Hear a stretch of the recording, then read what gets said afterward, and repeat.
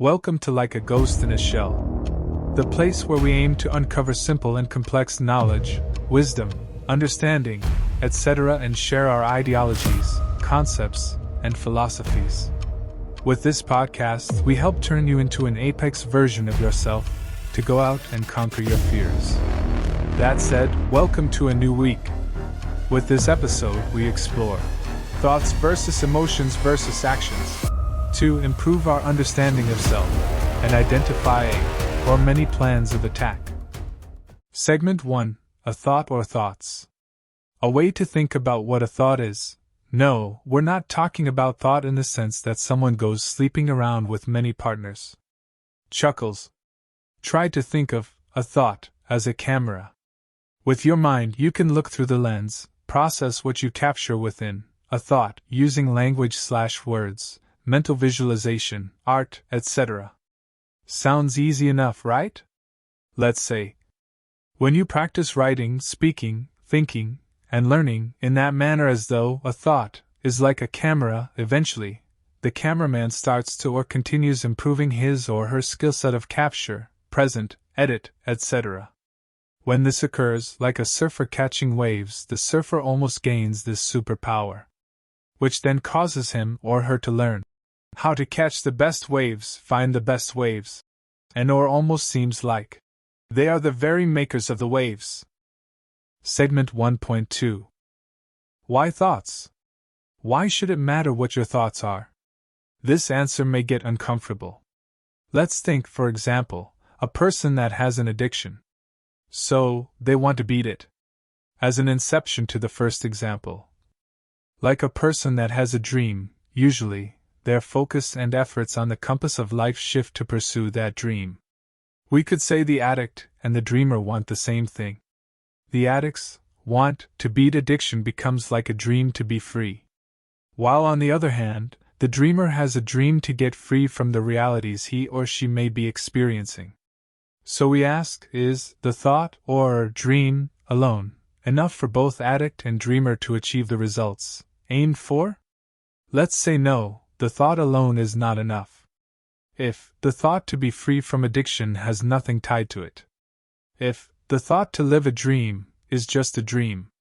But to tell the difference from a thought as opposed to an emotion, when I or you invest our passion, energy, efforts, or self-love into the thought, there's a possibility of a certain reality I'm dreaming of, that in return can come true or become a reality.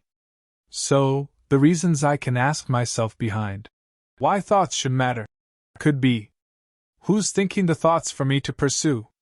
Is it me or just my little brain? Do I know what emotions I've invested into thoughts that may be hindering my progress? As an example, if I'm fighting addiction, is it so important to me to overcome this addiction? To the point that my wants and needs are overflowing with reasons why I should overcome this addiction?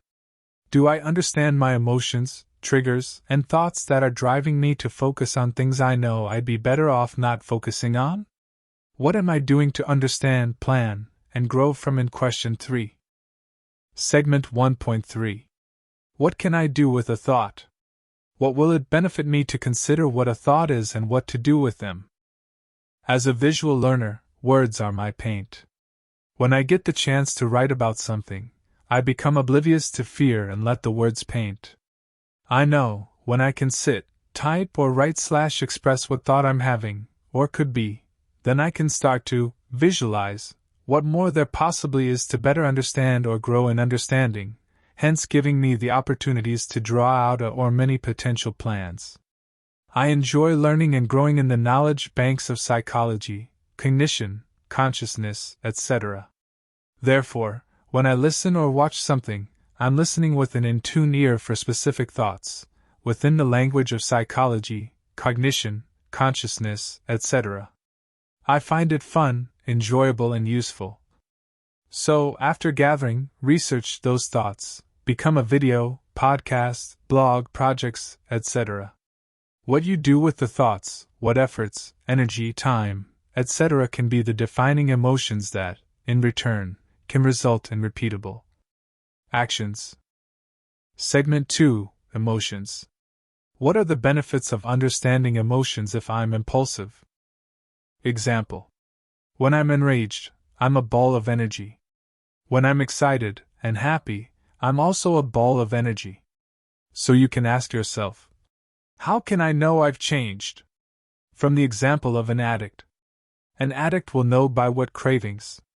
When you still crave what is hindering you, what happens?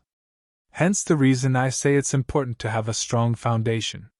Some examples of overcoming temptations and having a strong foundation could be: I have self-control, therefore I learn how to become the ball of energy I need when cravings start to try and surface. Which in return could also tell me, the root isn't pulled yet. I'm starting to believe that understanding does fill you with love.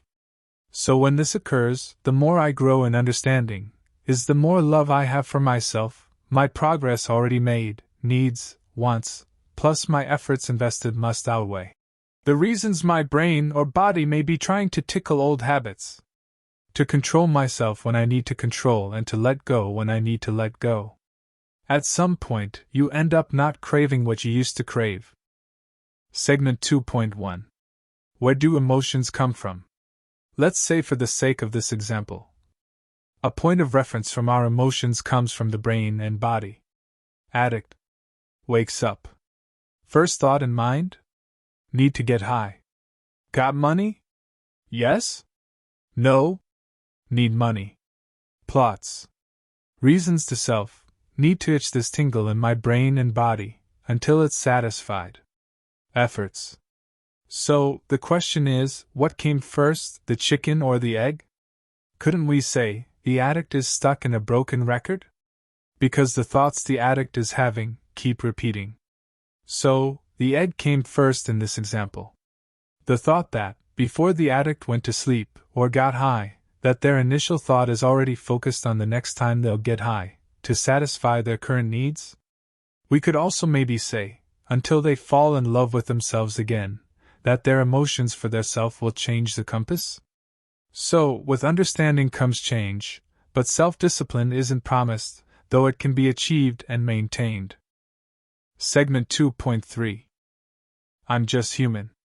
I'm not perfect, why should emotions matter? If we didn't have emotions, I don't think love would exist. Empathy is out the door. Imperfection is out the door. Human error is gone.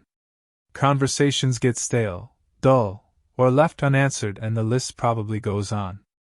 I think the real question should be, why shouldn't emotions matter? Inspiration would be a myth, leaving the Bible without cause and effect, and you and I wouldn't know what it means to form true connection. Segment 3. Actions. What are actions? Actions are a big deal. Could we say, what you do is different than what you do with what you learn, understand, know, etc. The differences. Person 1. I have a dream to become an astronaut. Person 2. I have a dream to become an astronaut. What do I need to do while I try and become one? Which person is likely to get close or become an astronaut? Person 1 sounds like they're playing with the future like the lottery. Person 2 sounds like they'll most likely move on in life and find answers as to why or why not they'll become an astronaut.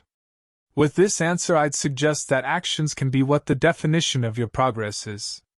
Dream, become an astronaut. Plan, find out what you have to do to become one. Narrow down the obstacles. Path along the way for an average person perhaps. Fumbles along the way, like any normal person, finds answers. Reaffirms passion to become an astronaut. Gets education, gets degree. Efforts pay off, becomes astronaut. No efforts or action toward a focal point, everything remains the same. Find a focal point, keep in mind that things get harder. When or if things get harder, pending your perception, you can get stronger. Like building calluses on your palms. Sometimes the perception of, the more or faster you get to the nose, is the faster or closer you are to your yes. Also, you can get to the point where, the less actions you have to take, make or apply, starts revolving around time investments and responsibilities and maximizing quality products, projects, etc. in the least amount of time. To then go on to enjoy other more pleasing things a person may come to or currently enjoy. While at the same time, many find it highly valuable and pleasing to put more time, more efforts, exceptionally fast, etc. into action. Find your style of effort, get results. Rinse and repeat. Segment 3.1. If I'm taking action, does that mean I'm acting or being my original self? Like telling someone who's been struggling staying in a relationship. Sometimes the answer is to become a full person before aiming to give or invest a portion of yourself into a relationship. So, when you become a full person, understand yourself, like what you want, what you're interested in, and who you don't want, then you have clarity of choice. Couldn't we say, you're being your original self when you just know what you want and don't want? Segment 3.2. How do I control my actions? It's no easy feat. I'd suggest starting small. If not small, then start smaller than small. The thing I think about as far as controlling my actions is the thought of graduating high school. Put myself in those shoes to measure the level of efforts. Example. Path 1. Do I want to take a break from school and go on a personal journey like traveling? Or Path 2. Do I want to graduate high school and get my ass to starting a business or get into college for a specific career path? Or what? If you asked me, if I chose Path 1, I'd be ready to party. Path 2, I'm ready to keep going, remain focused and controlled. We would say, in Path 2, I'm in the front passenger seat to an extent like a co-pilot with a GPS to or for my actions. So, at the beginning we said to start small. Questions to ask oneself would be what? What are my strengths right now that can help me with control? What resources do I have or can I get to contribute to reinforcing my strengths and holding me accountable? When I finally recognize progress, what are my next moves, thoughts, actions? What am I doing to make changes, if need be, when I come across progress I've made over time? Until next time. Thank you. If you have any special requests as to what kind of podcast you'd like to hear, please feel free to reach out. As you see it fit, I think of your ideas as though you're making an investment into us. See you next time.